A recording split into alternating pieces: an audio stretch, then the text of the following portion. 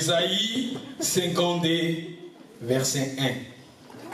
Is it better? Can you give my sister Nancy the microphone? Take your Bible, please. The first reading is better to stand up. Then we can read it together. Mettez-vous debout, nous allons lire ensemble dans le livre d'Ésaïe 52. Ésaïe 52, verset 1. Ésaïe 52, verset 1. Réveille-toi. Tout le temps, la vision ensemble. Lisons ensemble. Réveille-toi. Réveille-toi. Réveille ta parure, Sion.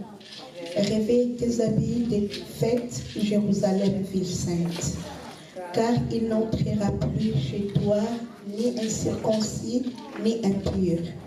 Secoue ta poussière, lève-toi, mets-toi sur ton sein, Jérusalem, détache les liens de ton cou, captif, fille de Sion. Thank you. You can take seat. God bless. Jérusalem mboka ya sika, Jérusalem mboka ya sika, etonga mipona babulami, etonga mipona babulami, olela teo, pasi teo, binyoko teo, mboka yango na kokende. Réveille-toi, Jérusalem. Jérusalem, quand on parle de Jérusalem, toi tu es Jérusalem. L'Obanazali Jérusalem, comment? Jérusalem est ville de la paix, possession de la paix. Yosa Jérusalem, parce que Jésus-Christ il a dit, je vous donne ma paix, je ne vous la donne pas comme le monde la donne. Alléluia. Yozali Jérusalem, Kimieza, yo au nom de Jésus. Soko zakati de sika oyo zangi kimia, nazali ko déclarer au nom de Jésus, reçois ta paix au nom de Jésus. Reçois la paix de Dieu au nom de Jésus. Nzambe na biso Nzambe ya kimia, Jésus-Christ babengi le prince de la paix. Tika pesa o kimia na motema au nom de Jésus. Osa Jérusalem, Osa Jérusalem, come on. Jérusalem, lève-toi. Jérusalem, lève-toi. Ah, on a une version en français courant balobi. Réveille-toi, Jérusalem, réveille-toi vite. Réveille-toi vite. Sion, quand on parle de Sion, et ça à Jérusalem. Sion, Jérusalem, et ça à Kombomoko. Ce qu'on s'allie dit, et ça à Jérusalem. Ok, na Sion, par exemple, sur la Jérusalem. Ok, na Jérusalem, par exemple, sur la Sion. Mais va continuer. Jérusalem, vous voyez Jésus-Christ, hein, quelque part, la femme samaritaine, Jésus va au solo là. Parce que la montagne, Jésus a lobby, à ce que la femme samaritaine, maille. Et la femme samaritaine va lui parler. Et les vrais adorateurs, papa n'a pas su c'est ensemble les awapi dans Jérusalem. Jérusalem, l'air, avec quelque part, tant que bon coca, déjà coquille, où les vrais adorateurs entoureront les paix en esprit et en vérité. Aux on a besoin d'un avion à Watina qui est dans Jérusalem City. Non, yosa Jérusalem. C'est-à-dire, ceux qui n'ont mis côte ici, n'a se concentrer, n'a côte n'a qu'à l'ensemble, n'a za Jérusalem, alléluia. Et la Bible nous dit, ah, Jérusalem, lève-toi. Téléma, yosa kola, la Bible, téléma, pour yosa Jérusalem. Alléluia. Et va continuer, balobi, après, balobi, dans ma version, la Bible, balobi, revête-toi les habits de fête. Hein. Maintenant, awa, en français courant balobi, mets tes plus beaux habits. Mets tes plus beaux habits. Lata bilamba yakitoko, bilamba no yakitoko. Thème la biche zali, tozo solo là, les 4e dimanche. Thème zali, habillons-nous des vêtements de fête. Il y a un thème. Tola tabilamba na biso ya fête. Ah, bazo sa Jérusalem téléma. Jérusalem longwa na pongi. Jérusalem lata bilamba na yo ya fête. Les plus beaux, la français courant les plus beaux. Et dans la Bible, bilamba oyo nzamba sengi biso tolata ezanani Jésus-Christ. Parce que dans le livre à Galates, chapitre 3, verset 26. Matthieu, on a banni le 3e dimanche. Et cause on a sous même 5 dimanches et 6 dimanches pour la série ça. Au fur et à mesure, nous avons sur le vêtement, nous avons sur les robes. Parce que dans la Bible, jamais on a la Bible va commis pantalon. Pantalon et nango kalati. Pantalon c'est tout n'attend qu'à la base on va la Bible, va parler de la manteau, va parler de la robe, va parler de la tunique. Au Église dans la Bible. Ba pantalon et un système de biso et un système pour écouter qui a en Europe mutasa ayaki na système wana ils allaient cavalier mongol mutaki na système wana il a obligé qui batu ba ndolata ba pantalon ba apôtre Paul balata ba pantalon té Jésus-Christ balata ba pantalon té mais balata ba robe dans l'accès biso dimanche passé ba même nzambe na livre Isaïe afin de robe ne salinini et ton ici temple mobimba mais to kende sur Apocalypse par lui Jésus-Christ à l'attaque sous lui à l'attaque robe. C'est-à-dire, on a toujours parlé sur le vêtement, toujours parlé sur la robe. Il y a un homme qui est mouton dans le jardin et qui est dans Sumukaki. Moutarinde Kozua, Matiti pour Asala Bilamba. Ils ont Bilamba pour fragile. Et Nzambe, avec Moumaniama, Nzambe, dans le Nzamba, c'est le premier couturier. Nzambe, à Zoaki pour Soanyama, Asali Elamba, Pessina Moto. Moto aki kolata elamba wana. Eza makambo wana acte wana to benga ngoza acte moko figuré. Ezali na ba révélation efandi wana. Ete mutu pona ko bomba nidité ya mutu nzamba zu poso ya nyama. Ezo symboliser la mort de Jésus. Ezo symboliser la mort de Jésus. Mutu sans nzambe ozani. Mutu sans nzambe ozana ba vêtements moko sale. Et tant que zonga panzambe, dans l'accès qui biso na kati na Bible, l'enfant prodigue tango zonga ki papa na ye. Dans Luc chapitre 15, verset 22, balobi na biso tango zonga ki papa na bibaka ko les plus belles robes. Ba so les plus belles robes ba ya ko latisa ye. Tobi tanto zonga ka panzambe. Tant muto aye panzambe. Ayami Jésus-Christ lokola mokonzi pe mobikisi. Nzambe alatisa ka biso les plus belles robes. Alléluia. Dans le livre de Matthieu, où il y a un passage qui est inspiration, il y a Matthieu 22, dans verset 11. Dans le proverbe plutôt, dans la parabole, il y a fête. Fête, il y a l'ibala. Le roi a organisé une fête pour la moine. Mais dans la fête, il y a une fête qui est mais il y a une fête qui est en salle. Il y a une fête. Il y a une roi dans verset 11. Oh, mon ami, sans les habits des fêtes. Nini no koti na kati na sali ya fête sa bilamba ya fête. Tolobi ke bilamba mo ya fête za Jésus. Pour balobi ngo na Romains 13 verset 15 balobi tolata Jésus-Christ. Na Galates chapitre 3 verset 26 balobi tolata Jésus. Jésus a sa vêtement, Jésus a sa bilamba, les plus belles robes za Jésus. Alléluia. Jésus nous tazo pesa son. Na bilamba ezalaka na signification. Bilambo ka tolata. Obi bola na malam. Bato yo maman muka ibisa kinga azaka indienne azaka superviseur nanga abisinga mwana sozo ke na rendez-vous ba bengisi rendez-vous mo quelque part ko kende kaka bongo te lata bien ça la propre et si kozo ke même ko lata et pesa ka aspect mususu. Alléluia. Na biso ngana côté awa na kangisi ba mèche na lati pantalon to boki to mais to ba pasteur moi za ndengeni ça dit bilamba kaka ya pamba na lati zo pesa message et mutu sans nzambe quelque part aux na sensité et quelque part nzambe tanga zo tala mutu sans yé mutu quelque part aux vide aux na bilamba ya salité et to soit ka sens ce que mutu yé pas nzambe tu reçois Jésus comme Seigneur et Sauveur et nzambe papa dans le monde spirituel la salrani à lati le plus belle robe et les plus belles robes en ezanani Jésus. Nalbaki kosambe les gens pour la fête. N'entoyer à aux fête. N'engue to prière à la bande des fête. Vie chrétienne des fête. N'a pas de fête pas passer pelaka. Koye banzam des fête parce que mutu sans zambe osa kokufa. La Bible nous dit celui qui a le Fils de Dieu a la vie, mais celui qui n'a pas le Fils de Dieu n'a pas la vie. Koye banzambe oyebi histoire ya mwana à la fois produit tangazonga ki basala ki fête. yango eza malamu eza privilège kozala kati na esika oyo eza privilège koyoka mateya oyo eza privilège même nga nde naza nazoteya bo nzambe asalinga mowumbu na ye eleki bagouvernement ya mokili eleki babien ya mokili oyo parce que je suis serviteur de Dieu. Alléluia. Et surtout soki nazosalingi na kati na solo c'est-à-dire koyeba nzambe koyoka mateya bo eza privilège nzambe apesi yo eza fête.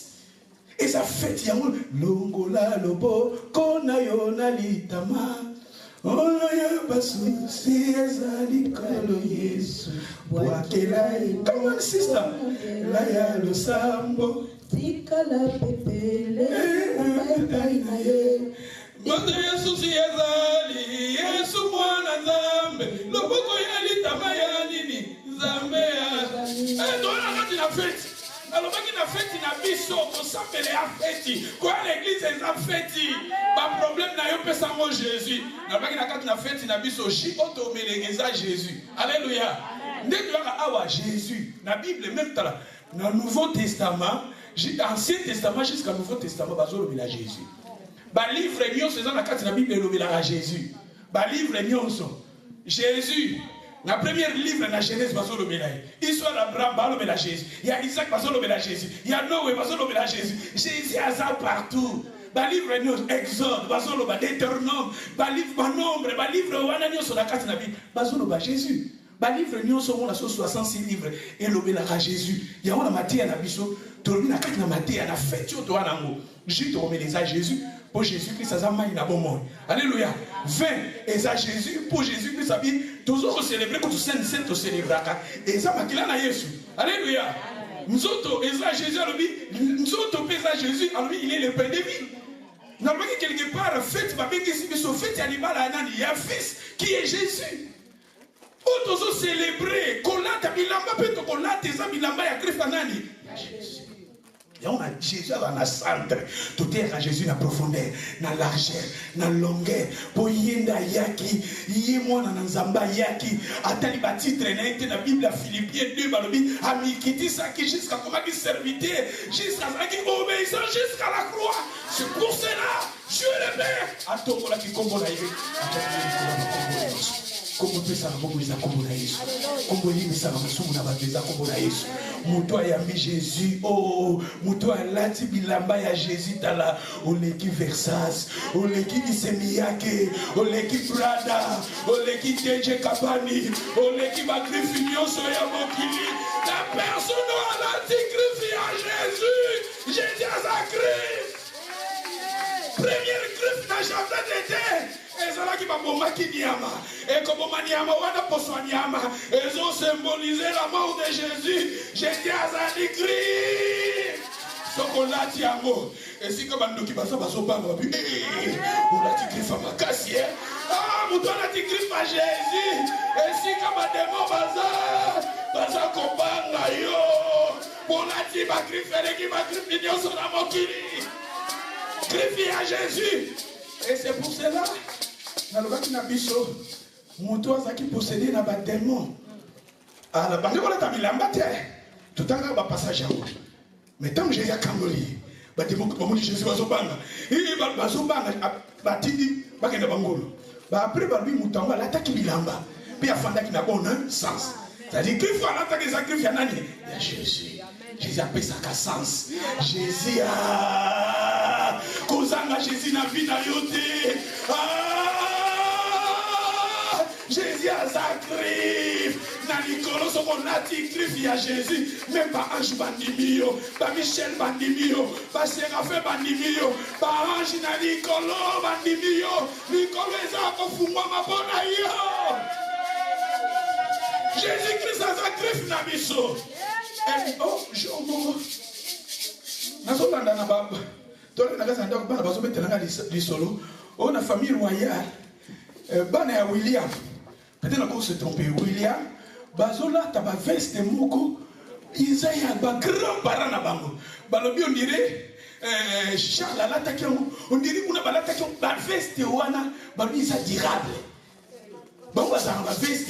Et ça, bilamba, mon a William Azolata. Déjà, Charles à l'attaquant. Bilamba, moi, il fait coup rare. Si tu as Jésus-Christ,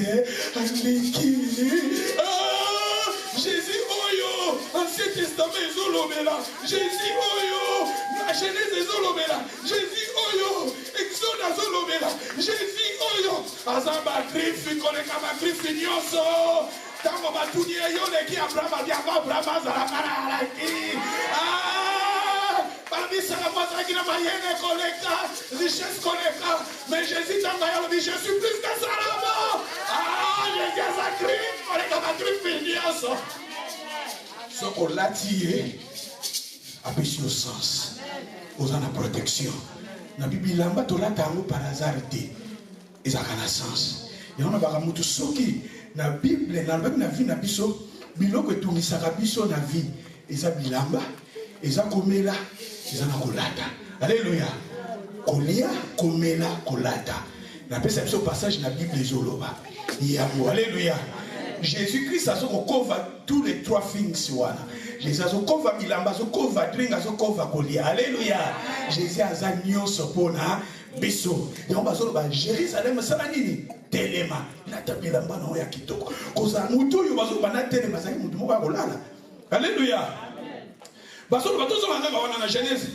50 plutôt Ésaïe 50 verset 1 réveille-toi Jérusalem réveille-toi vite le bon temps peut me réveille-toi vite ah où va la neni où va la seboneni où le mi boneni où dégoûter film neni où le mi na yo vi réveille-toi vite come on quick stand up quick no but stand up quick that is in good English to say to someone to come on quick réveille-toi vite wake up quickly no wake up but quick present neni young one neni wake up quick say you go mama qui say na daddy wake up quick oza Jérusalem ona ba promesse ensemble ça me concerne ma minene pourquoi kolala pourquoi lemi Jérusalem wake up quick et balobi lata bilamba na yo ya kitoko et bilamba ya kitoko eza Jésus bilamba moi les fêtes eza Jésus bilamba oza bazo senga na biso eza Jésus Jésus a fanda na mitema na biso alléluia et va continuer balobi Jérusalem tellement na vie balobi secoue balobi nini secouer quoi ta poussière pourquoi il y a poussière c'est-à-dire makambo kitoko te mtezu place poussière négativité de mtezu place poussière découragement de mtezu place poussière bon biso to na biso za poussière ça met dans la salle de mteza poussière na terre biso histoire ya Isaac balobi ba puko ya mai bimela ki pour ba pu Isaac ni rempli de poussière et ça c'est-à-dire les œuvres de la chair de mtezu place tant nous autres on a vu ces chair nous autres on a vu ces anneaux plutôt notre corps c'est la chair et sa poussière tandis que dans Galates chapitre 5 verset 16 bazo parler na biso des œuvres de la chair il y a on des yeux place mais balobi le mot la poussière na yo telema nazo balandi ko moko telema oyo lembi telema nzambe tala telema ozana nzambe ozana bomoi et balobi telema balobi na français pour balobi réveille plutôt balobi debout prends ta place en français courant balobi prends ta place telema besoin nini le bon azana sika come on ozana sika na on va dire ozana sika dimanche passé na ebisaki bino balobi quelqu'un na yo nanu ezali ozana place na yuko za na place na famille oza na place na libala no za na place na bana no za na place na yuka you have a place let me tell you you have a place in the work you have a place na za na place na musala amutozo luka musala tiko za musala au nom de Jésus Ponzamba le bio dans la place. Jehovah Jireh le bio dans la place. Nicolas le bio dans la place. Jérusalem dans la place. Alléluia. Balobi, lève-toi. Prends ta place. Sion. Balobi, Sion. Quand tu vas venir prisonnier, libère-toi de tes liens. Quand on a lien na yo, c'est-à-dire Jérusalem qui est bloqué, qui est fermé, mais tandis que il y a une promesse dans Zambie. Alléluia. Tout là, tabilamba. Il y a pas de Jésus-Christ. Jésus-Christ, ça bilamba. Oui, je sais que yo tolata. Donc, il y a 1 Samuel chapitre 18. 1 Samuel 18.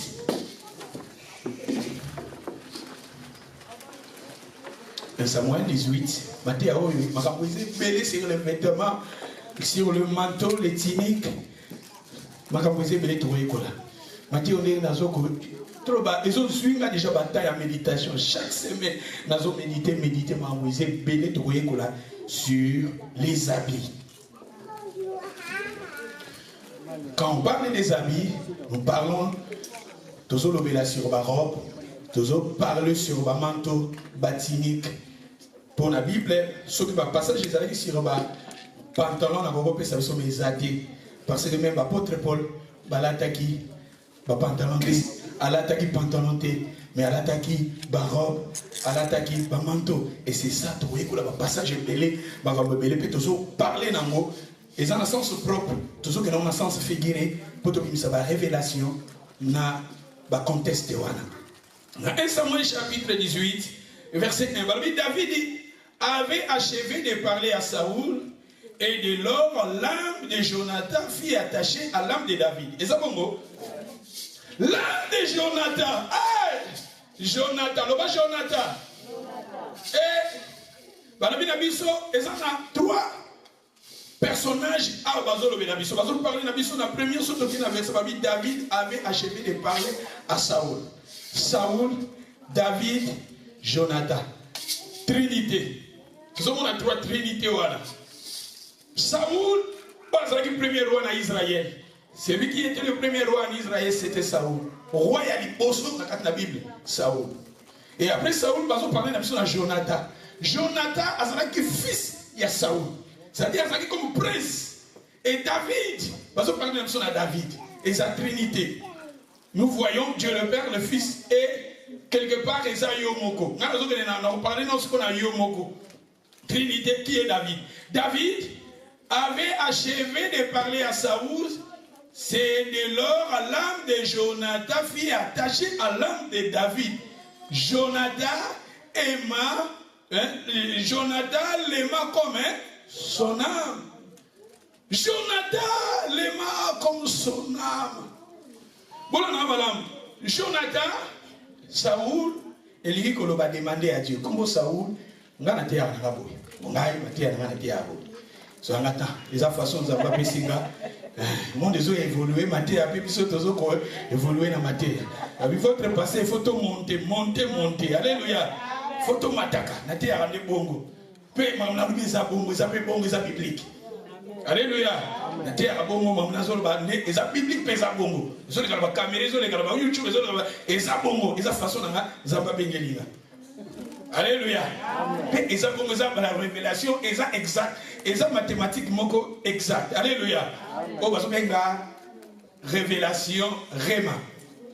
Balobi Saoul eligi koloba demander à Dieu. Comme Saoul eligi koloba senga nanzambe. Oh Saoul a sa image à Dieu le Père.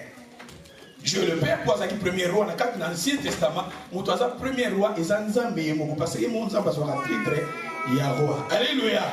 Saoul a sa image il y a Dieu le Père. Jonathan, comme Jonathan eligi koloba l'Éternel a donné. Comme Jonathan eligi koloba l'Éternel a donné. Zamba Pessi. Oh Jonathan, il a l'image à Jésus-Christ, le Fils, qui est le prince. Voilà, Jonathan eligi koloba Zamba Salidini. Dieu a donné, car Dieu a aimé le monde, il a donné. Il a donné qui? Son Fils, qui est Jésus. Jonathan veut dire Dieu a donné Jésus-Christ. À sa image à Jonathan Abisso Awa. David, comme David, Eligi Koloba, bien aimé. Comme David, il dit bien aimé.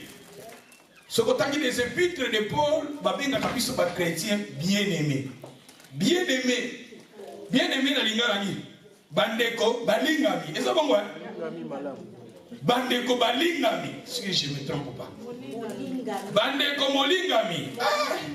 Molingami. Ah bon, ça va, sister, bon. Anyway, na moni, ça va. Boye bi boza la moi idée. Alléluia.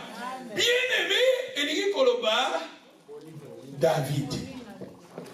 Molingami, Elingi Koloba, bien aimé. Congo, David, Elingi Koloba, bien aimé. Na kati na Bible, biso ba chrétien, ba benga biso ba bien aimé. Sokotangi les épîtres, ba livre nyo so Paul akoma, ba benga kabiso, surtout so ok na 1 Jean, na 1 Jean, na Pierre, au monde na kuna bazo benga biso ba chrétien, ba benga biso ba bien aimé. To ba yo oza David. C'est-à-dire, yo nous oza David, Jésus-Christ a Jonathan, Saoul a Dieu le Père. Vous comprendrez?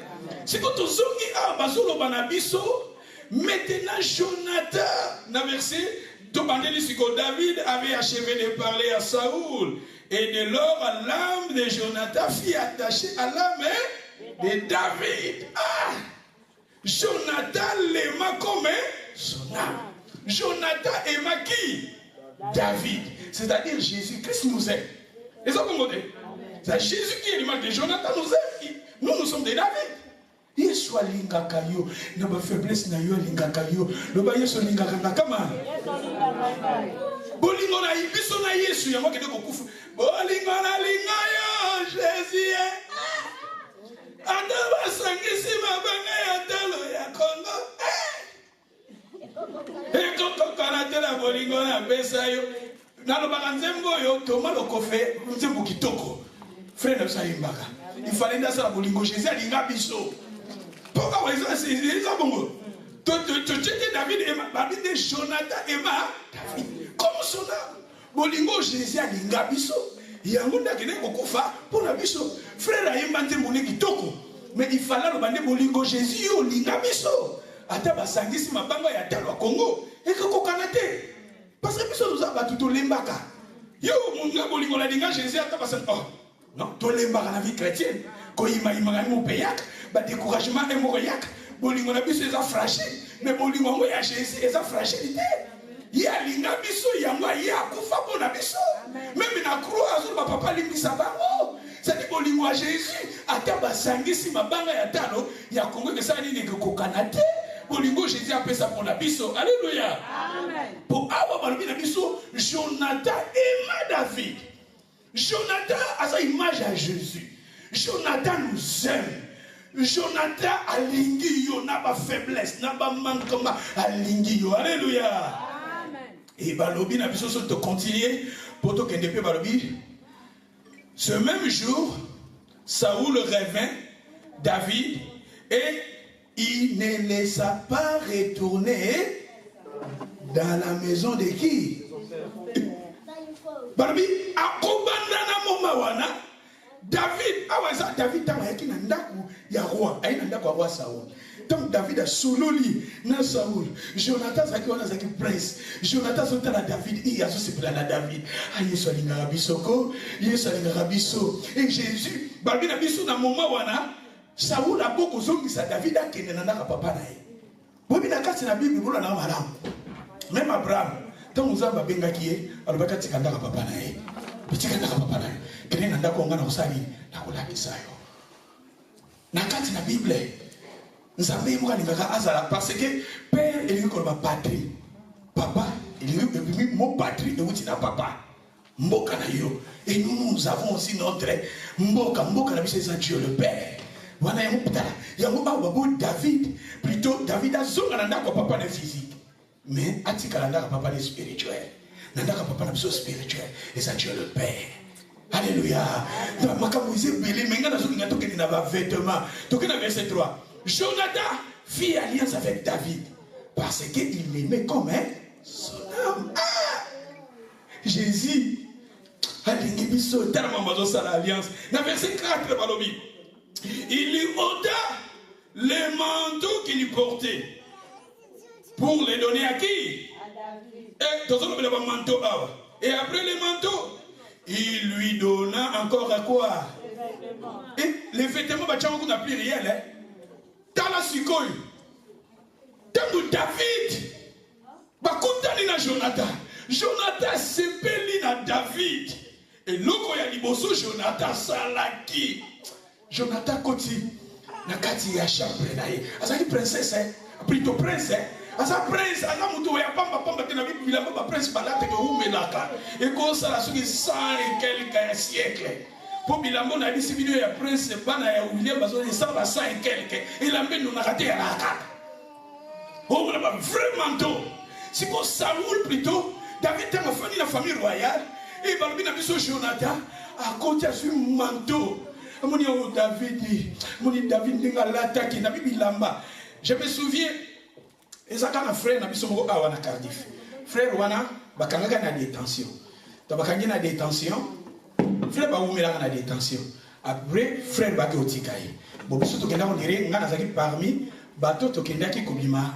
Garan na na Londres na côte tatoke to bimi Garan na Londres batiki frère n'a pas ça na Cardiff mais frère tozani en bonne terre mais aya kana église mais tozani en bonne terre mais aya ki ko tomber que na zalaka serimo bonaki na 2010 frère tama wi que na zana Afrique bengi pa bi pasteur bengo za na Afrique boyo na kolinga vraiment na soloni na famille na ngai parents nga tant ba na bisi pango yo na kid balobi faut ba mona yo ah yango grand frère nanga zo benga yo na fodi pe mikolo bona ba benginga oh parce Serge tout ça na se présenter babi est-ce que tu voyez ozoyo to kenanda ko ba parents bazana besoin ba mona yo tout ça na problème ezate na za frisande na pourquoi pour na tongo na oteya na pourquoi boya ozwanga babi na Congo ndingi za ka moyi bamoki wana l'église na bango na teyaki dans sisi koteya na zongi na lataki tout ça na lataki bilamba nga kande to teyaki après n'habiter na se relaxer na sisi ko ba terling mobo la lati ba terling la lati ketch terling tout ça la fois na mon grand frère envoyé na ji oh ba ko je vous dis la vérité tant on a combattu na famille wana na se plaît na bilamba na lataki il fallait pas dans la tenue wana. Naza kuna mama speto kendo mama speto pala mina bia pastor kendo nga pe naza fatiki moi ba moi mulunge na lati terling na lata kina terling mais si kanga na kendaki fana za na terling te pour ndenge nazuzu famille baza balobe yuba siku balobe ndi baza asa ba grand frère mi couple ba monyoso famille munene ba la iwana et ba sali réception je vous dis la vérité il fallait pas naza na tenir parce que non, il fallait pas. Nous avons tenu.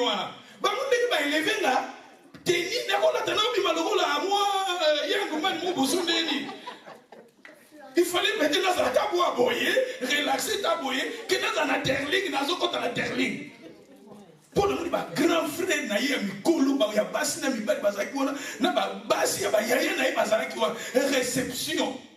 Et ba sombelinga tout le monde va présent et on peut ça pour mais quelque part nazolo ba conscience nanga il lui fallait pas nazala bongo c'est-à-dire nzambe a pesi biso teni alingi biso na ba bi teni na biso photo la tango et ça la teni moko permanent tana badaki matia babi teni na biso a fait et ça la nini permanent pour ndeko oyo nzambe a blama ki ye pour alongola ki teni na mbeki na biso azala ki na teni na ye a fait mais balongola plutôt alongola ki avec l'état.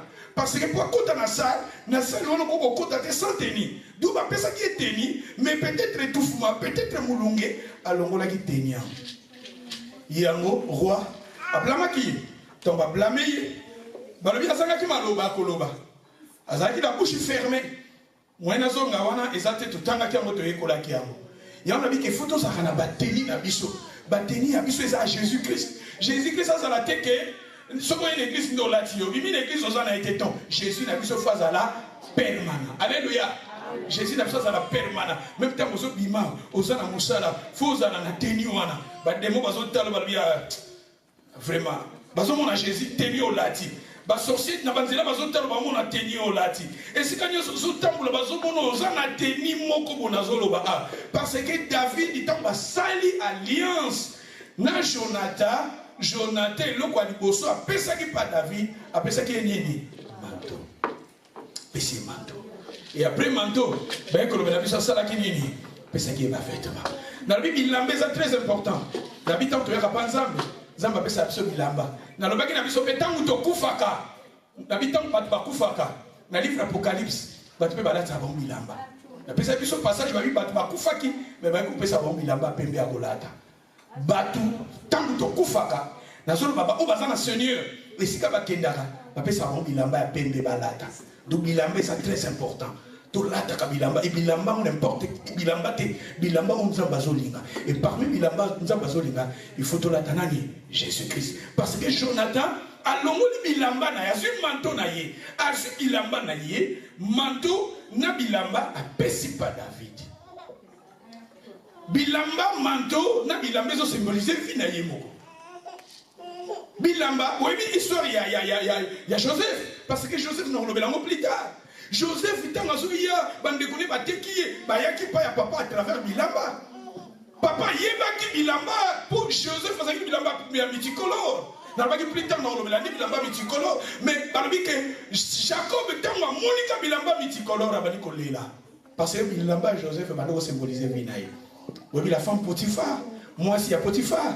Tant que David a plutôt Joseph a boyi. Ben, atikala na bilamba na maboko. Bilamba symbolise la vie à moto. Bilamba ya mbatu mususu. Bilamba yumu penzo la tête belé. Balingo pesa on a n'importe qui té. Parce que bilamba eza vie na yo. Utako soya à travers bilamba na yo. Alléluia.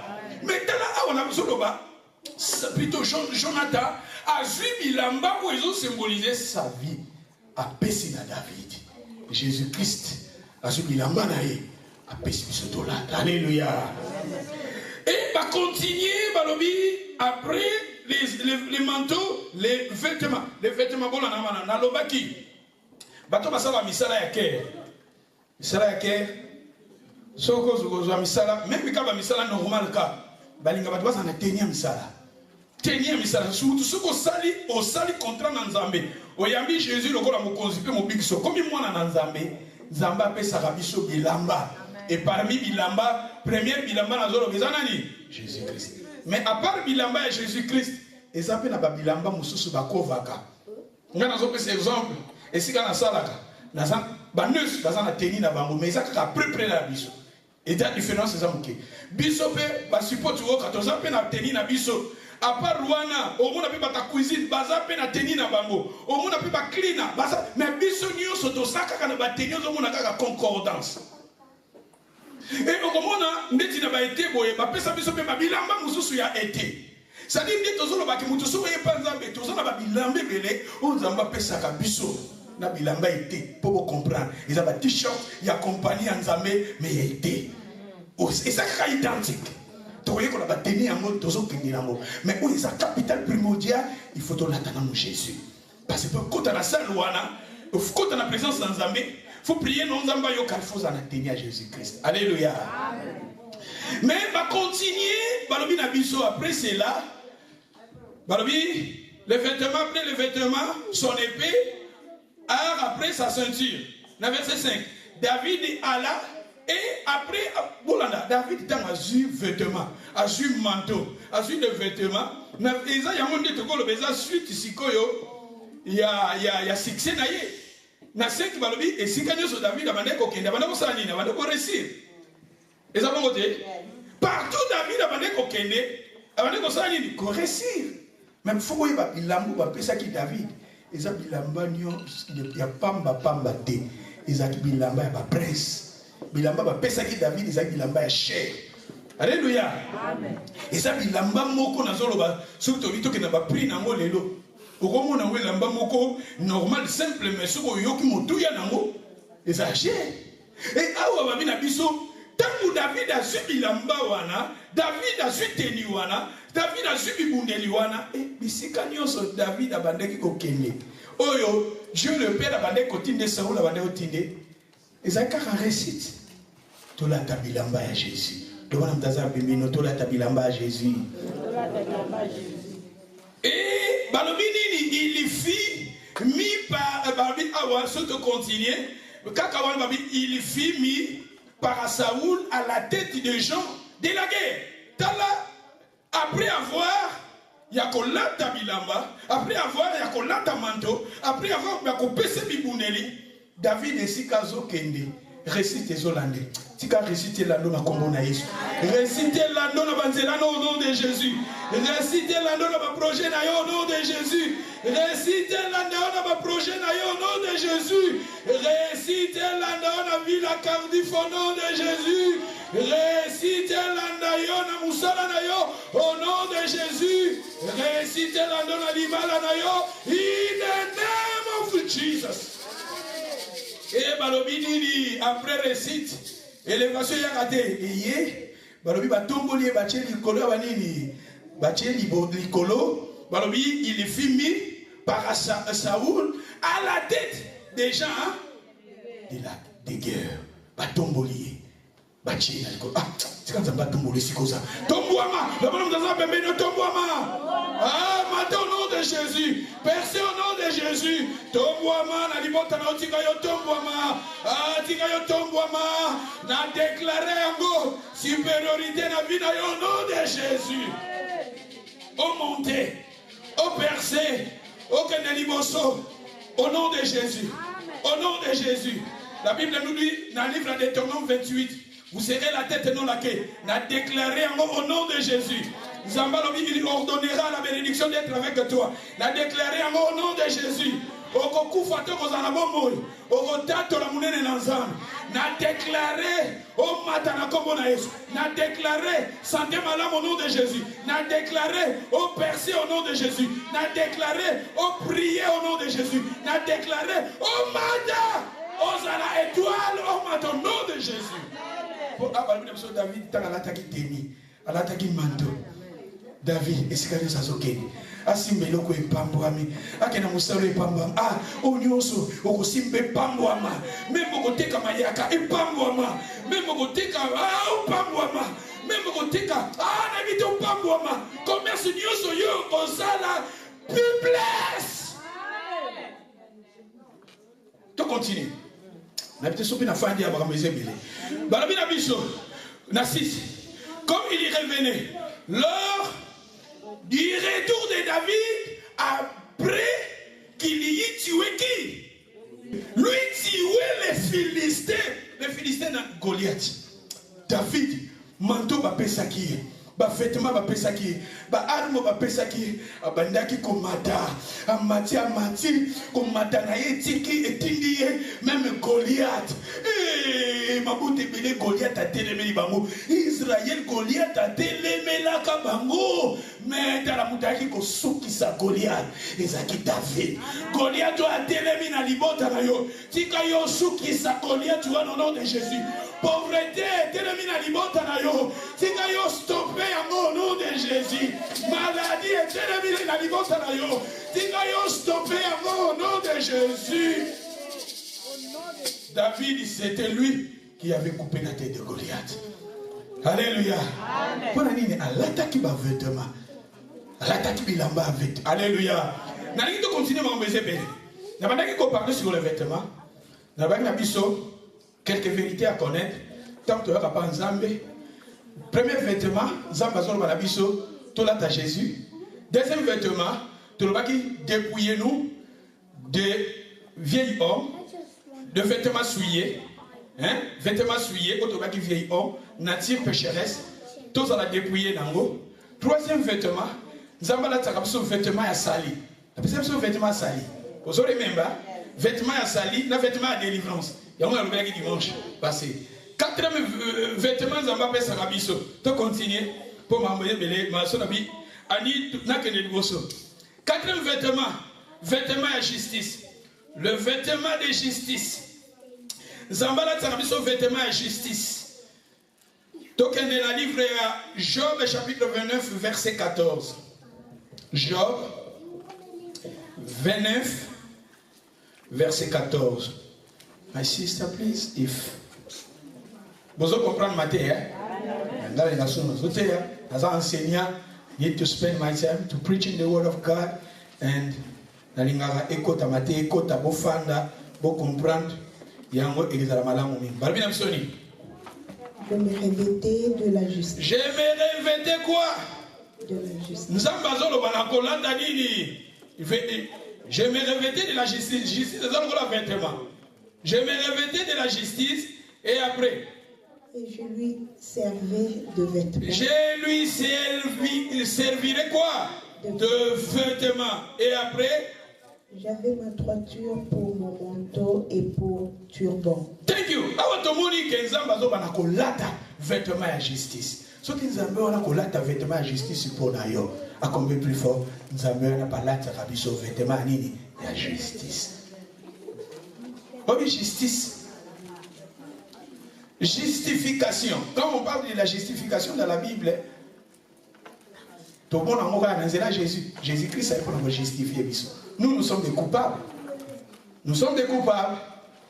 Le salaire du péché, c'est la mort. Nous sommes privés de la gloire de Dieu. Mais à travers la mort de Jésus, Jésus-Christ a justifié. Justification, tu commis saint.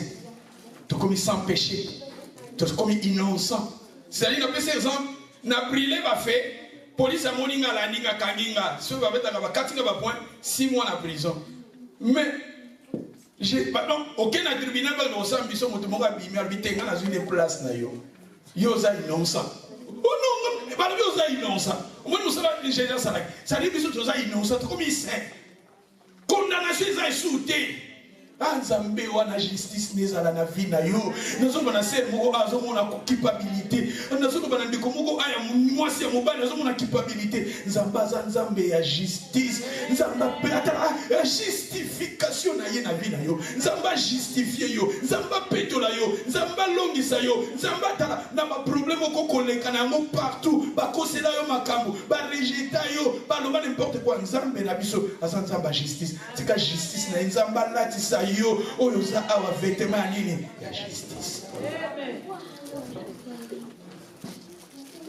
bakoselo makambo quelque part mais nzamba restauraka baloba kombono na ndenga mabe nzamba zanzamba justice tika justice na nzambe za kolona tika justice na nzambe umela na vie na yo bato babebi sa réputation na yo baloba n'importe quoi sur ta vie mais lelo liloba o iza yo nzamba alatisa yo vêtement ya justice na yo au nom de Jésus. Alléluia.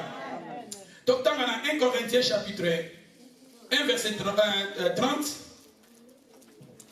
1 Corinthiens, bon, 1 Corinthiens chapitre 1 verset 30.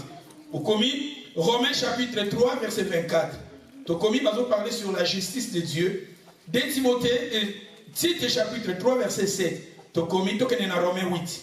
La ligne de Romains 8. Open your Bible total à Romains 8.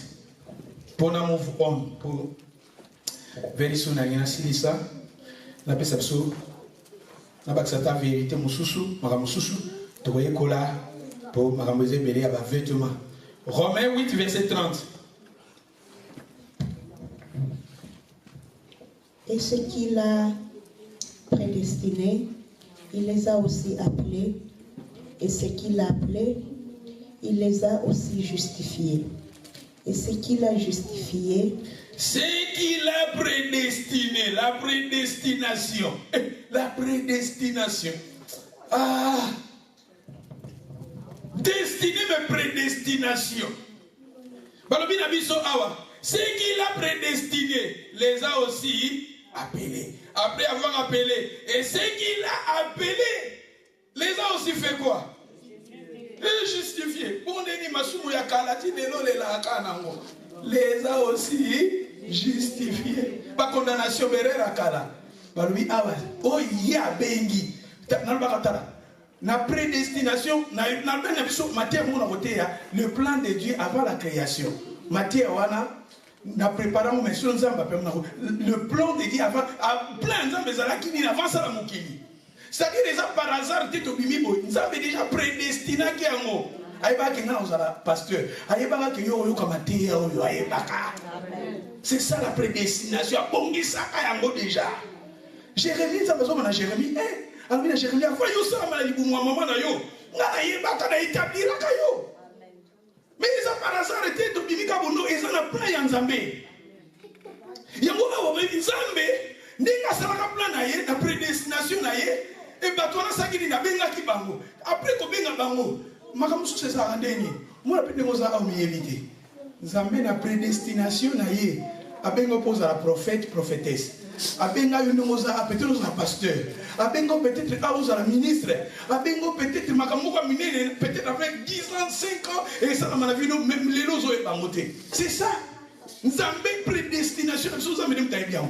Mais balobi ye bato ya bongi ça qui na prédestination ça qui ni da benga ki bango mais après ko benga bango ça qui ni a justifier ki bango, a justifier bango.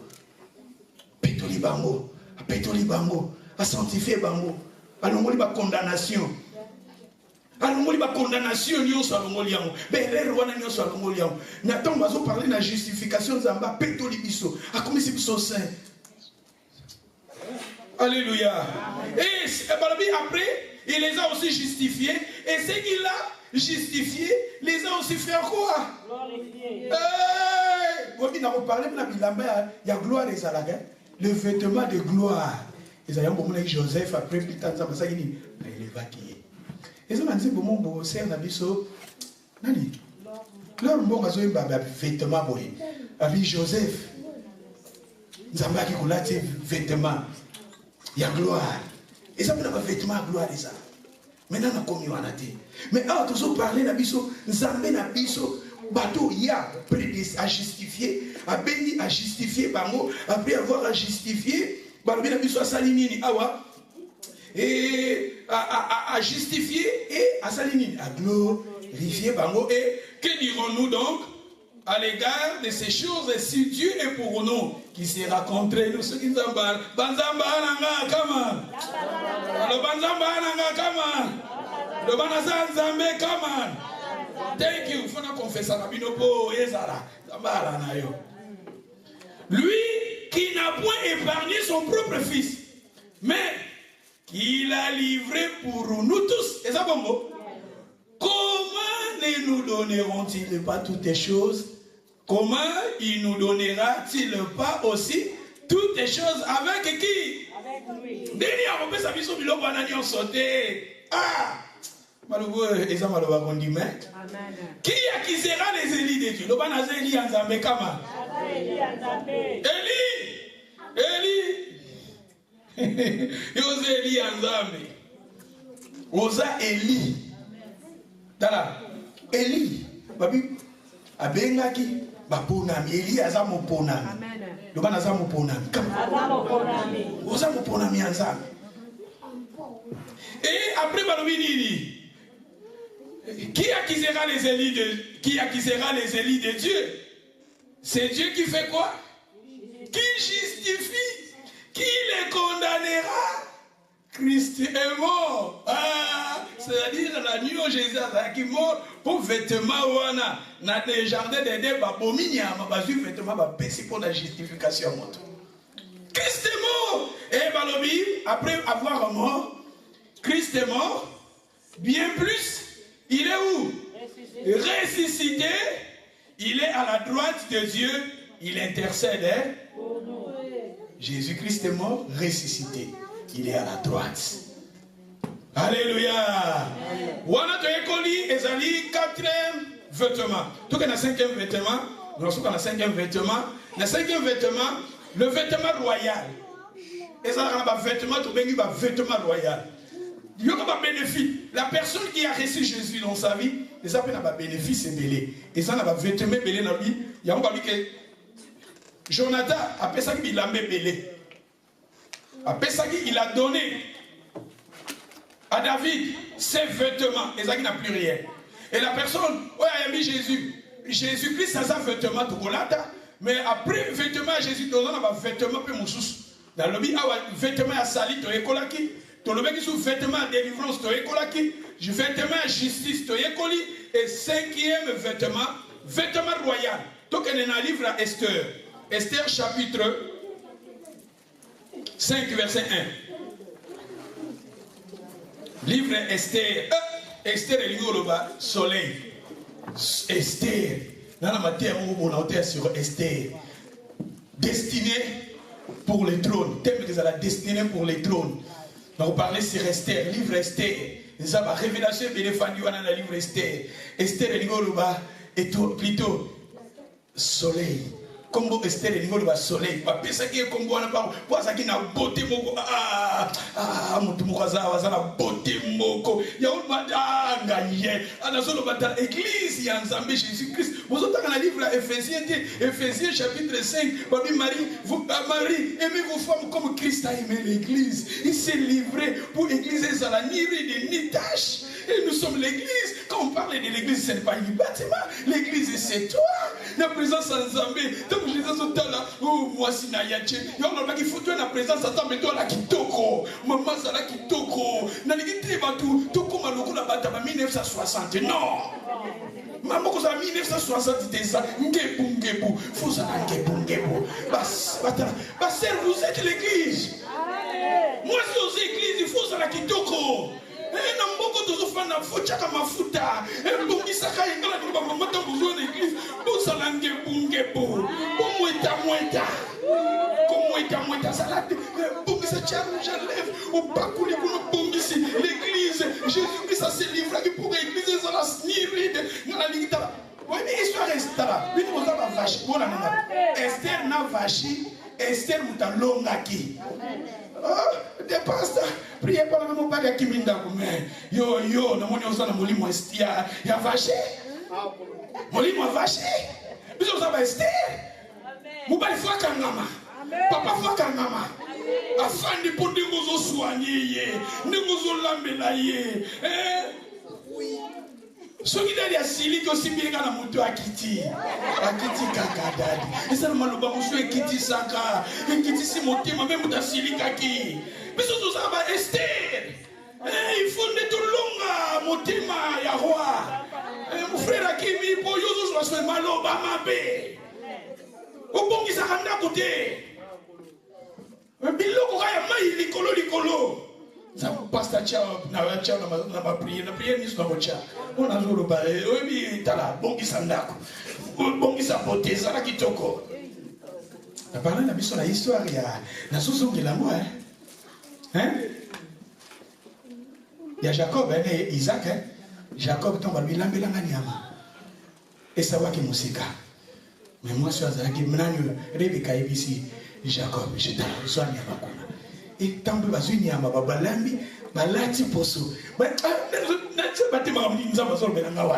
balobi Jacob alati poso ya nyama c'est-à-dire poso ya nyama lati ona nzoto azopusa na pembeni ya papa malati poso papa lobi mwana yaka nano mwana yaka bana dia biloko yaka naye nasimbi poso poso ya nyama poso dia nyama de mutu ilobaki azai sao mais il faut s'en sortir n'aide il faut s'en yama d'abord n'attend autres offanda ils appellent pas pour s'en yama bon qui s'apporter na yo bon qui s'appelle souki na yo d'abord qui n'a besoin dimanche passé bah même parce que ça les ont collaté bah bien la puissance de bah bien tant au pambolo même souki que ça ni que bota bon qui s'asuki tia mais kapa kitoko chaba bakabelo ya kitoko bima penza ange chaba bote ya kitoko soko fandi na ba fiero zo lobana tendresse ça moi c'est tendresse l'église il faut la tendresse Jésus-Christ il a donné sa vie pour l'église sois tendresse au fond de sa papa ndenge ni soit tendresse na kolamba tendresse même pe na kotambola tendresse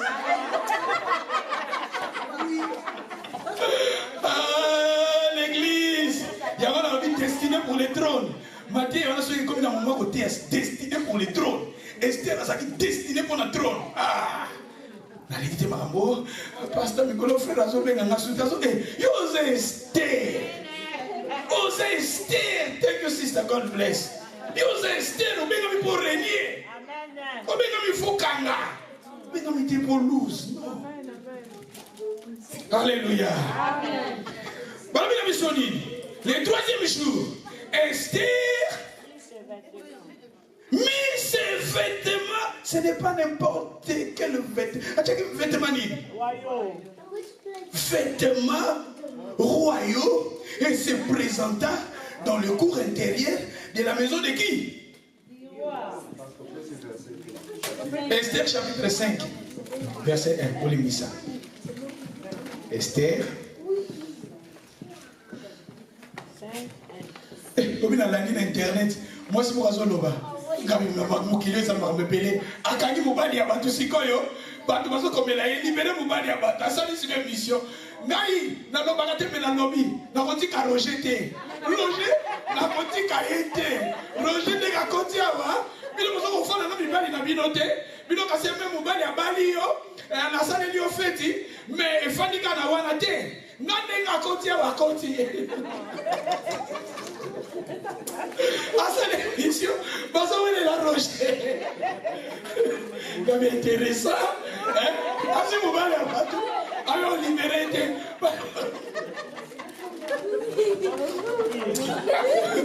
Dans la papa, maman, vous allez bien pour ceux qui esprit arrogé quand tu quelque part.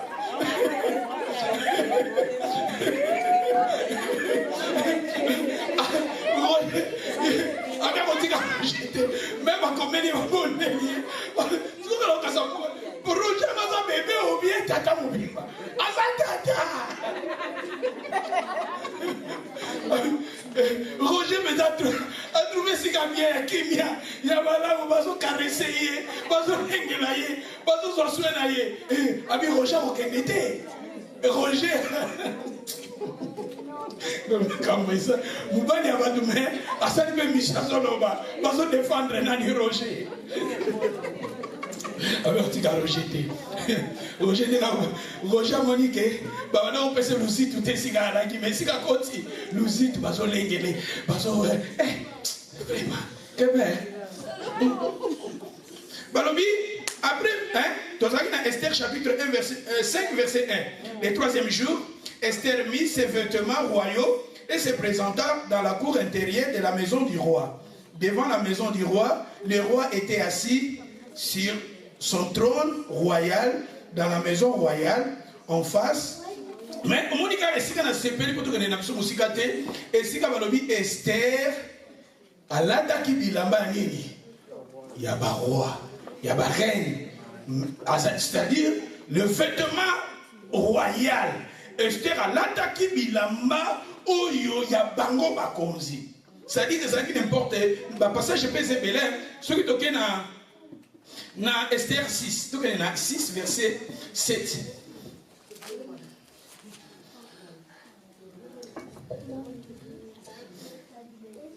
La rotique a rejeté. Eh, Nabi Roger. Roger a bien ici qu'à fan. Quand il est moins climatisé, na yemo. Alors, ça mon pépé na yemo, bâti maï na citron. C'est qu'on a citron. Hein? Bâti ma colonel. Eh, si.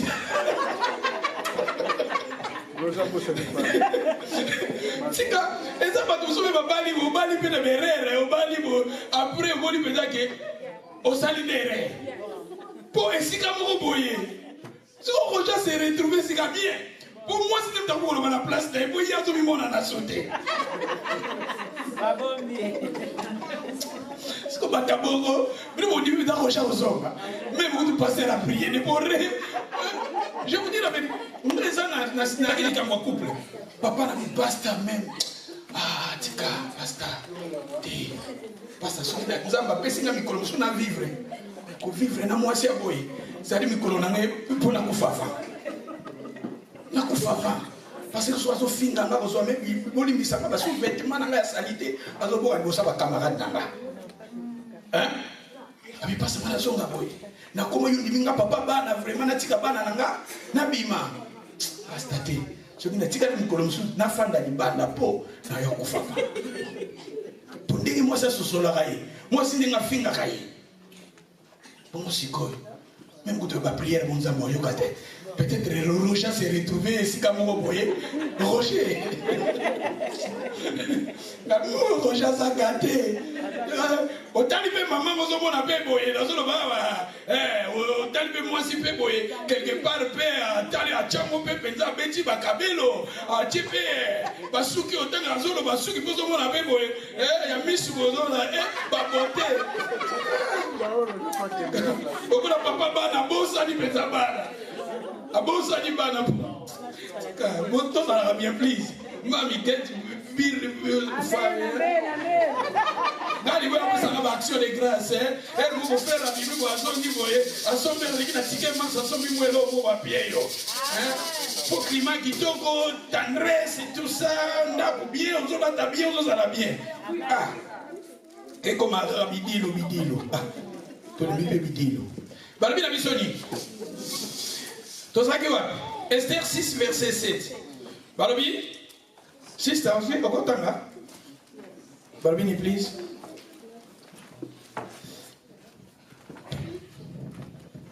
Et Aman répondit au roi, pour un homme que le roi veut honorer. Il faut prendre les vêtements royaux. Il faut prendre quoi? Les vêtements royaux. Continuez. Dont le roi se couvre et le cheval que le roi monte et sur la tête duquel se pose une couronne royale. Remettre le vêtement et le cheval à l'un des principaux chefs du roi. Puis revêtir l'homme que le roi veut honorer. Le vêtement royal. Le passage est belé dans 1 roi 22 verset 10 Bazolo Belango, 2 Chroniques 18 verset 9 Bazolo Belango, Acte chapitre 12 verset 21 Bazolo Belango.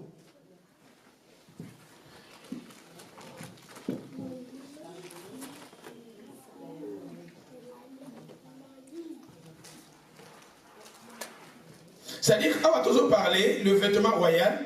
Ésaïe 22, verset 21, pour la ligne avancée.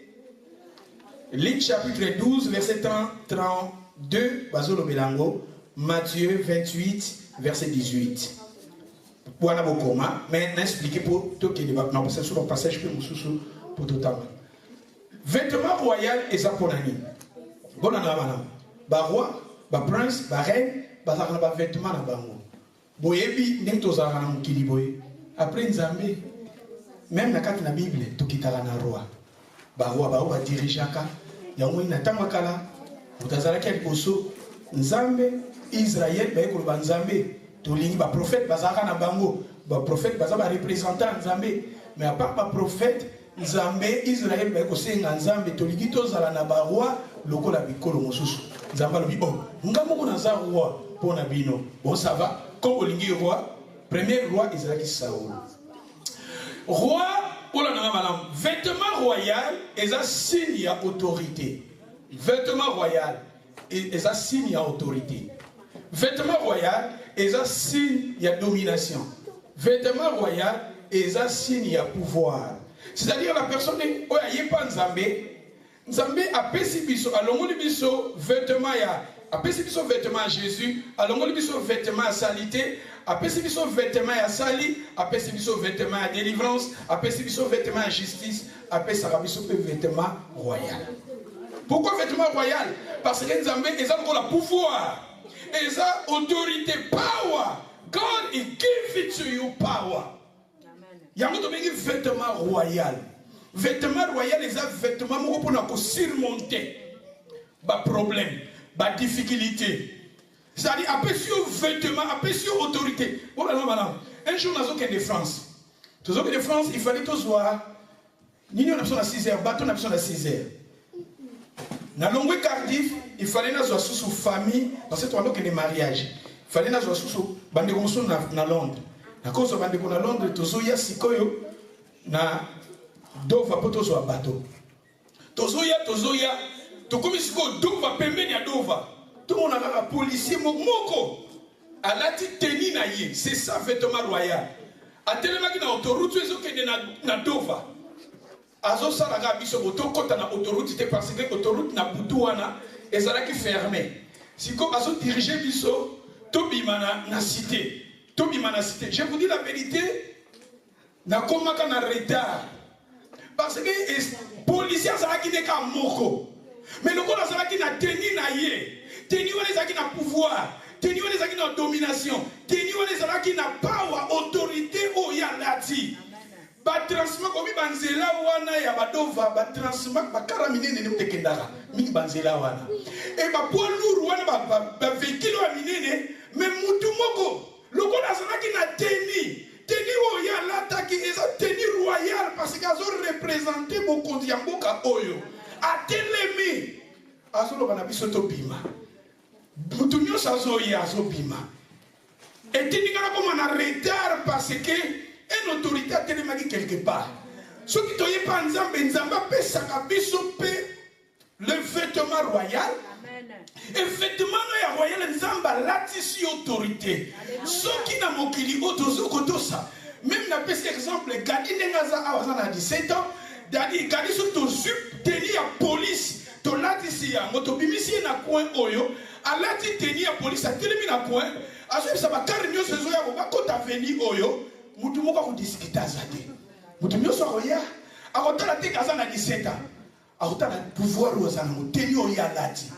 mutu nyonso meme MP soki azoya surtout ana poto akobima akokota nzela oyo c'est-à-dire soki toyepa nzambe tondimi Jésus nzambe apesaka biso teni royale awa Esther atelemaki ntango atelemi alati teni na ye et permettaki parce que bajuif na moment wana bazalaki na problème il fallait baboma basala massacre ya bajuif Esther azalaki reine afandaki azosala eloko moko te azalaki na pouvoir azalaki na teni abombaka quelque part mais ntango Esther atelemi yebisi bajuif bagene Esther ekolata teni na ye loba ntaza pembeni lata teni royale kama meka mosu tokochange yango ntango tokolata teni na biso royale ntango okozwa autorité okozwa pouvoir bademo bakotosa na swahili eza nini selina bakotosa na swahili eza nini kama kotosa na swahili eza ndenge nini ngaye namoni bokosama kotosa na swahili eya ndenge nini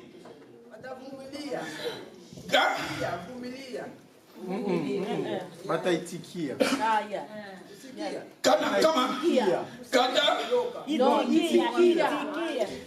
kama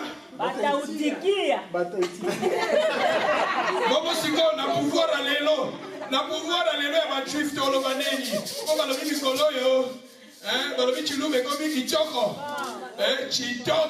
nisuki ya biso bangla babi kitoko makasi bakotosa na nini oyo na chilumbe eza neni bika nkumbwila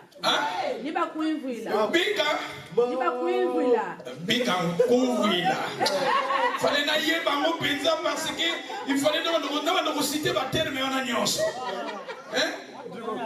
bakotosa c'est-à-dire oza na pouvoir lobe naza na pouvoir oza na pouvoir oza na autorité oza na tenir royale ozambe apeshi yo bademo bakotosa mipepe kotosa stérilité kotosa pauvreté kotosa il nous a revêtus c'est ça les tenues royales totanga nalingi toke na Luc chapitre 12 verset 33 toke na Luc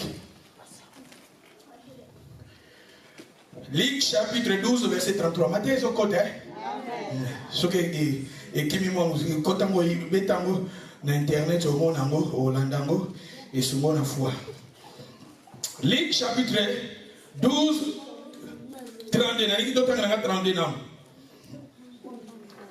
ne crains point petit troupeau car votre Père a trouvé bon de vous donner quoi? Votre Père a trouvé bon de vous donner quoi? Tout le monde vous a un royaume. Tu as envie à prince Charles, mais tu as un prince. Tu as envie à William, mais tu as un monde spirituel, tu as un prince. Alléluia. Votre Père a trouvé bon de vous donner le royaume. C'est-à-dire, comme aux rois, tu es prince ou bien princesse, et le coup dans prince, tu as un télé. C'est pour cela, tant qu'on dit que Jonathan à David, tant que Jonathan, soit qui tenait des vêtements, des manteaux, royal la paix, ça ne pas David. David est Aïo. Alléluia. Si quand on est dans Matthieu chapitre 28, verset 18.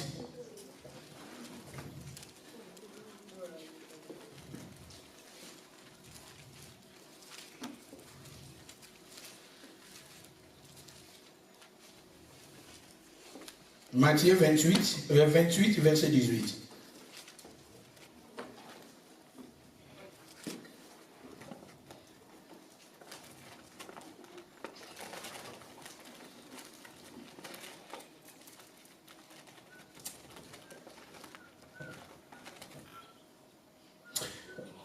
Rapide pour tout avancer. Matthieu 28, 18. Jésus, s'étant approché, leur parlant ainsi, tout pouvoir m'a été donné où? Dans le ciel et Jésus a dans le pouvoir dans l'icolo. Quand on parle dans le ciel, c'est comme un ange bazat. C'est comme un papa za. Mais tant que ça va dans ma belle. Dans ma belle, c'est comme ça tout ça. Jésus a dans le pouvoir, hein? A dans le pouvoir, hein? Et pouvoir on a ça l'inini. Après si na biso, votre père a trouvé bon de vous donner les royaumes. C'est-à-dire papa, c'est péni naïe qu'on peut sa royaume au pouvoir. Dans le bien, une famille est plutôt un vêtement royal et sa pouvoir et sa autorité. Et sa pouvoir domination. Bah pési naïe. Nous avons tata c'est péni. Le père a trouvé bon de vous donner les royaumes. On a le royaume de Dieu katnayo. Les royaumes de Dieu. Et c'est ça le vêtement dont on parlait. C'est Jésus-Christ. Il nous a donné Jésus qui est le vêtement. Et maintenant, Jésus a son pouvoir nous se fait ça, Melinga. Donc, est-ce qu'on a Luc, chapitre 9, verset 9, 1. Tous aussi, il est ça. We're finishing very soon. Ati akitoko sona zote zalokona nazolia na lingana lia na mikuwa na lia soso na ndokupukuta bana lobi bana bazomona nazolia chicken mais daddy if you eating chicken umule dede zobula braka papa asobuka na mikuwa ngabi biso ya hapo biloko sona kitoko na mikuwa uzopukuta c'est zalokona matia sona zote ya na lingana mikuwa tolia ulisa mikuwa tokende totanga. La vie matin, quand on a bandit, et ça thèse, on a préparé l'eau, et on a 2 mois, 3 mois, on a été à Bisoka. Les vêtements, on a pas vêtements, la ligne dans le monde spirituel, tant on a mis tata lati, à talima mami, nous avons papa sur ces pédés pour ma mamie à la tipenza, ma vêtements. Bon, t'as encore un vêtement, ma multicolore. Tu as un vêtement, ma multicolore. Dans le pays Joseph Bassale là qui est vêtement, ma multicolore. Oui, vêtement, ma multicolore. Non, moi, dans mon église, à la vêtement multicolore. Moi, c'est Lina. Moi, Samuel, t'as vu, il y a sa guitare, la bête à guitare.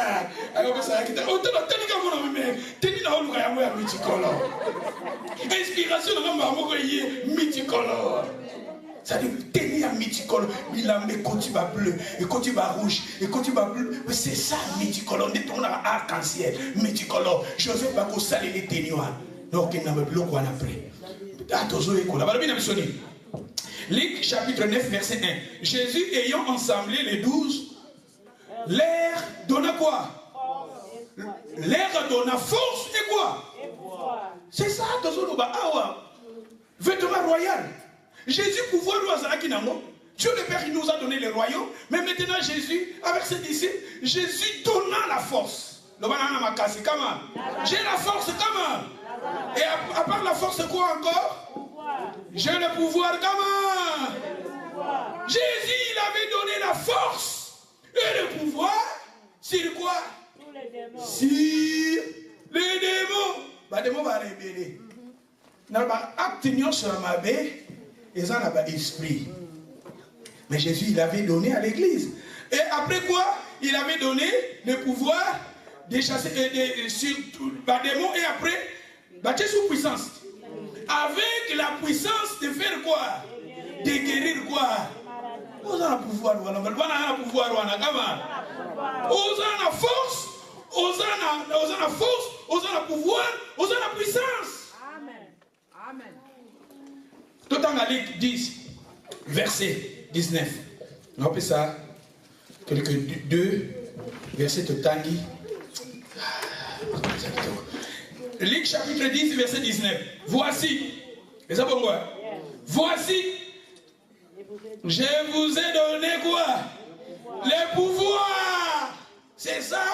Le vêtement royal. Pouvoir. Oui bien.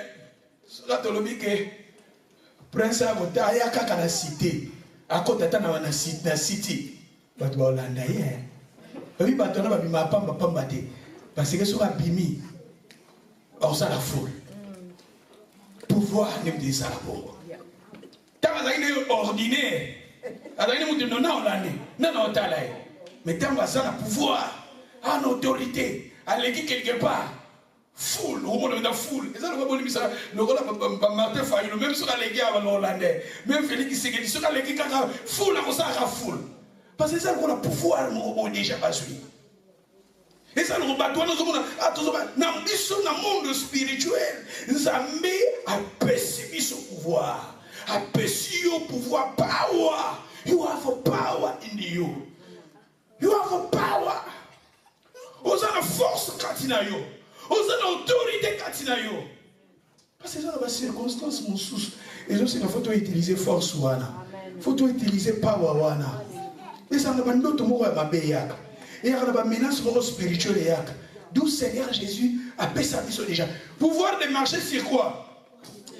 Sur les serpents, après serpents, scorpions, et sur toute la puissance de l'ennemi, et rien ne pourra. C'est-à-dire qu'ils ont une force spirituelle, ils ont une attaque, ils ont une menace, ils ont besoin, il y a un vêtement royal. Tu as besoin, il y a pasta. You yourself, you can stand up.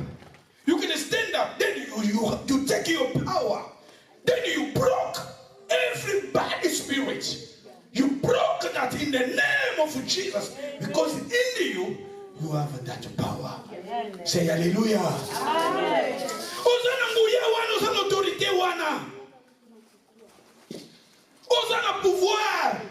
La personne qui a donné sa vie à Jésus, la personne qui a donné sa vie, il nous a donné notre Père. Il a trouvé bon de nous donner les royaumes. Les royaumes, c'est Jésus. Les royaumes, les vêtements royaux, c'est Osanango Katinayo power. Et Osanango a pouvoir Katinayo. Osana autorité Katinayo. Amen. Il y a qu'on briser. Tellement tout passe aux autorités. Banakobela, aux autorités. Aux mafuta. Aussi ma foot prier aussi mibana prier in the name of Jesus. Au moni ba force moko au moni ba ndoto. Ndeti ngana butu lelo. Na moni na liko na moni ile to alaki sika moko boye. Bato bazo ba to kima parce que bazo tika ba nyama moko ko ba boma bato. Sauvage. Babina biso to kima place wana bazo libérer bango. Soto bazo libérer bango. Ngesi kanga alaki na mi koti déjà na place déjà na Nazaraki na ndako ndeti Nazaraki na koti déjà na ndako ngo mais na ndako ntona so tala na kangaki déjà porte moko mais na moni trou moko yalaki wana mais on dirait ba ye na pese les autres on dirait na nini yo moni machine à laver ba trou ezala na machine à laver ba kangi ke trou wana mais tant nazo kima ngai moko déjà na lobi fallait que je les a fermés. Mais na moni ba kangaki. Je vous dis la vérité. Na moni ba nini oyo.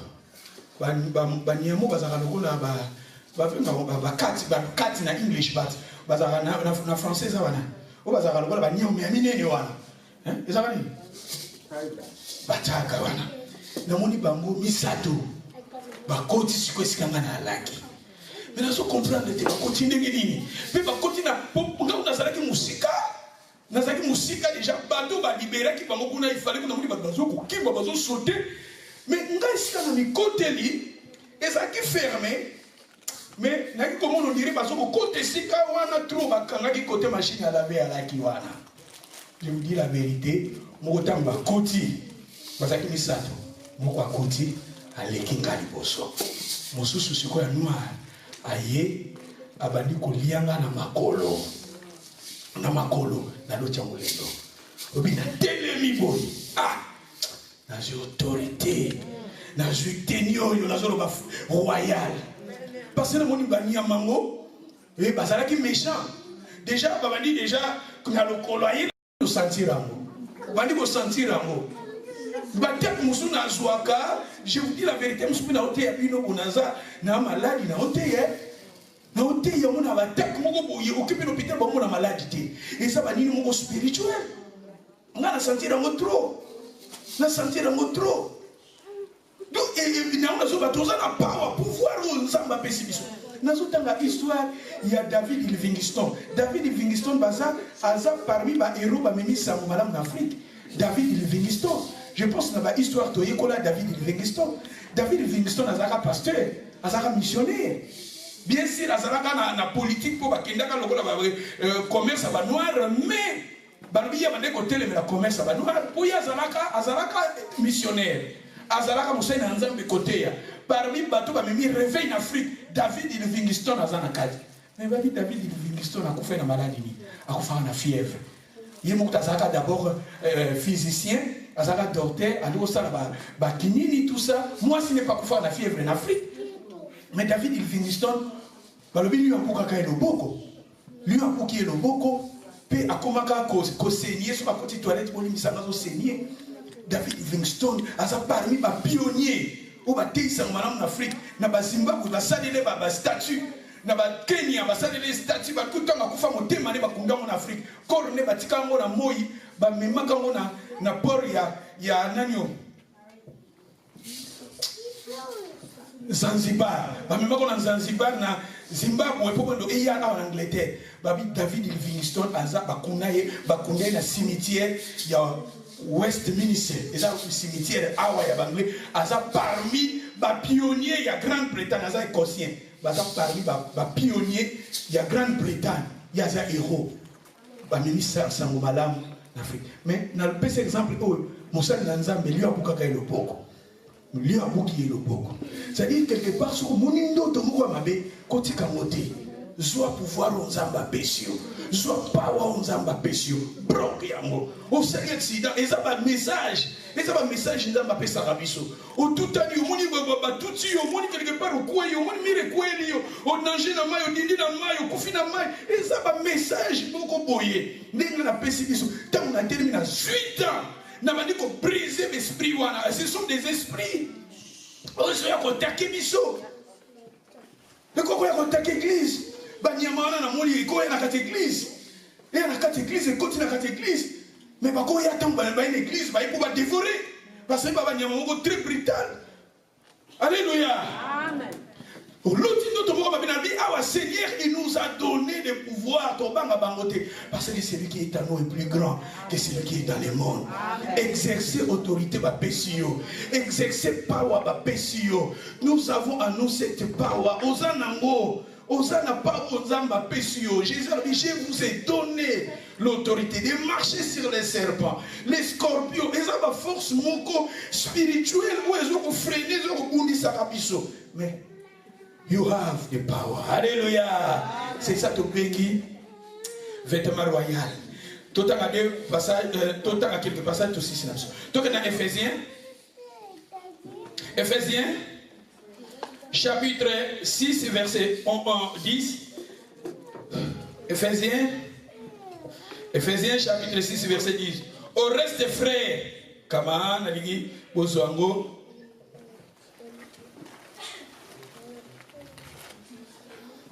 Éphésiens 6. Totangi Éphésiens, Totanga des Corinthiens, Totangi Jérémie aussi ici. De clôturer. Au reste, frères, fortifiez-vous dans le Seigneur. Vous suivez?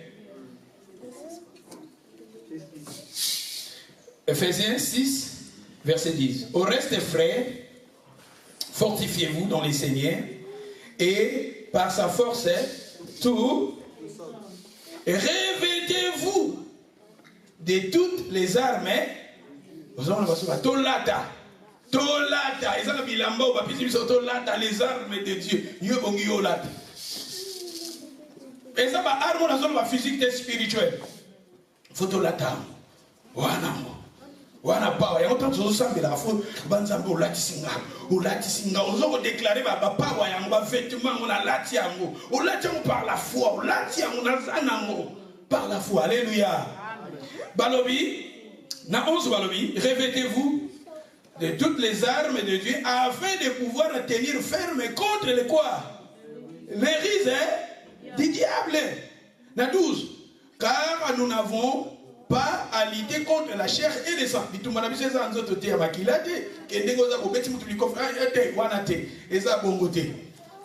Mais contre quoi? Les dominations. Contre quoi? Les autorités. Contre tout quoi? Le prince de ce monde, contre les esprits méchants dans les lieux. C'est pourquoi prenez toutes les armes de Dieu afin de pouvoir résister dans les mauvaises quoi? Éternel ferme après avoir à tout. C'est-à-dire, il faut que tu arme wana ba arme yoza nango ba peche faut la tango. Faut la taka. Parce que sur la tité, parce que moi le biso ba chrétien, ceux qui doivent ça la prière autorité ba démon. Ba osana na biso.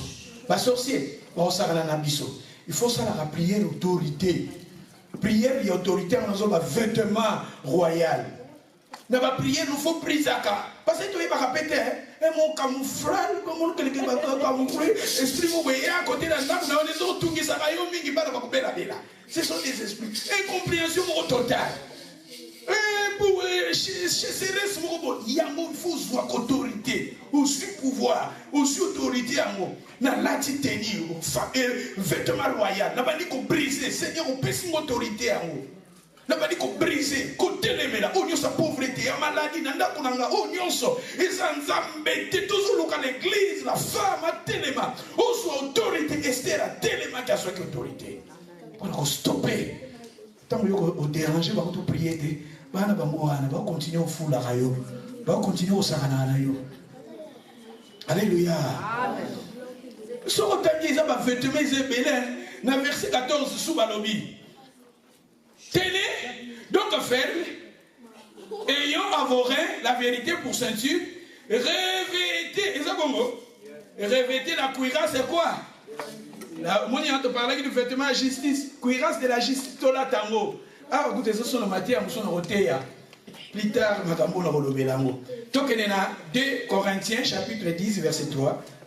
Après, au passage, je montre tout le temps aussi ici. Donc, il y a 2 Corinthiens. 10 verset 3.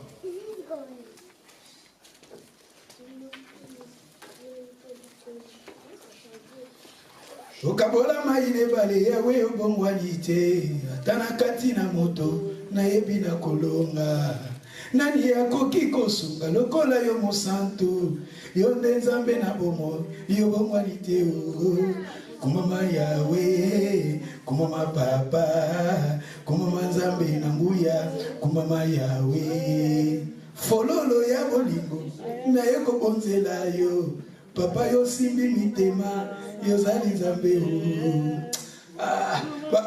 babina bisoni. Si nous marchons dans la chair, et ça comment? Nous ne combattons pas ces noms, car les armes avec lesquelles nous combattons ne sont pas.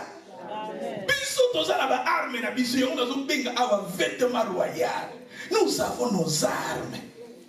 David m'a pensé pas Jonathan.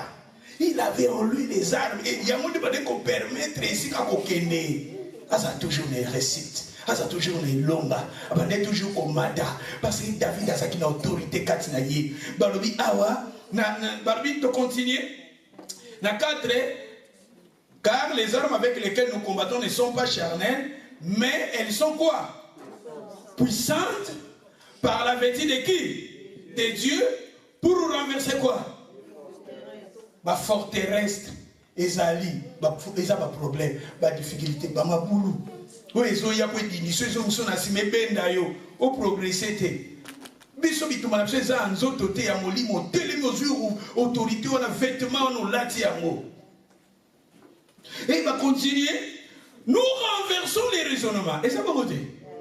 Si vous avez ça, il y a un autre côté, mais mon limon. Et ça, on a un vêtement royal. On l'a dit, on l'a dit, on va payer il y a autorité. Et on va renverser les raisonnements. Et toute hauteur qui s'élève contre quoi? La connaissance est hauteur qui s'élève. Où sont les spirituel là tu vas tenir on va dire qu'on renverser ma forteresse Vous allez renverser par hôtel. Et nous amenons toutes les pensées captives à quoi? Vous allez mener pensées captives. Vous allez couper en obéissance. Ah, pensée captive. Vous allez couper en tosa. Vous allez couper en tosa. Situation, ils ont tout mis sur le tosa. Pas problème, vous mettez dans tosa. Pour ça, on a fait mawana. Et il y a aussi comme une conclusion des racistes. Nous sommes aussi prêts à punir toute quoi? Désobéissance, mais lorsque notre obéissance sera quoi? Complète. Bisona obéissance la biso à travers le Nobananza mais fait comme complète. Toza sans puissance. Puissance est se manifester parce que biso moko en réalité toza ko obéir était. Et ça le voilà soldat déjà à désarmement. Non, il faut d'abord obéissance mais à la complète avec la parole de Dieu. Aux autres, ça dit nous balancer pour qu'on pratique. Il y a un sikoyo, au monde a un monde spirituel, makambo sikoyo va nous retourner ça. Alléluia. Tout un passage à sous 4 aussi dit ça. Jérémie 1 verset.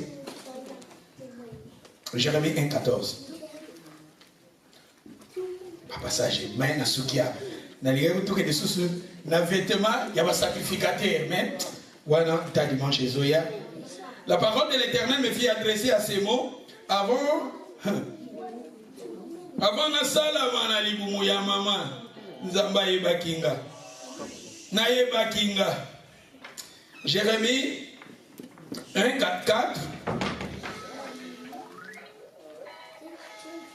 La parole de l'Éternel me fit adresser à ces mots avant que je t'ai eu informé dans les ventres de ta mère, je te connaissais, avant que tu fisses sortir de son sein, je t'avais consacré.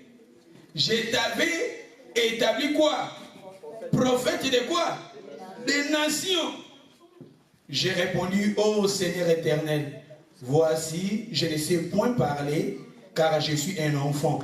Et l'Éternel me dit, ne dis pas que je suis un enfant, car tu iras vers tous ceux auprès de qui je t'enverrai. Et tu diras tout ce que je t'ordonnerai. Dans verset 8, Balobi, ne les crains point, car je suis avec toi pour te délivrer de l'Éternel. Puis l'Éternel étendit sa main, toucha ma bouche, et l'Éternel me dit, voici, je mets mes paroles où? Dans ta bouche. Regardez, j'ai t'établi aujourd'hui sur les nations et sur le royaume pour que tu fais quoi? Tu arraches, c'est-à-dire regardez, ton malati si vous tenir royal, et ça, premièrement pour Osanini, qu'on arracher. Et après arracher, à faire quoi? À battre. Et après abattre, à faire quoi? À ruiner. Après avoir ruiné, à détruire. Et après avoir à détruire, à bâtir. Et après avoir à bâtir, à planter. Et ça, bon côté. C'est-à-dire, les ceux qui n'ont évité et n'ont plus de 5 verbes. Le verbe arracher, le verbe abattre, le verbe ruiner, le verbe détruire, le verbe bâtir et le verbe planter. C'est-à-dire que tu as le pouvoir au Tobengi, le vêtement royal. Sorry, nous parler sur ma vêtement. Ces derniers temps, où il y a plus de vêtements, pour nous avoir tout le monde spirituel, tout là, ça va vêtements qui tout est le monde. Kombo yo re.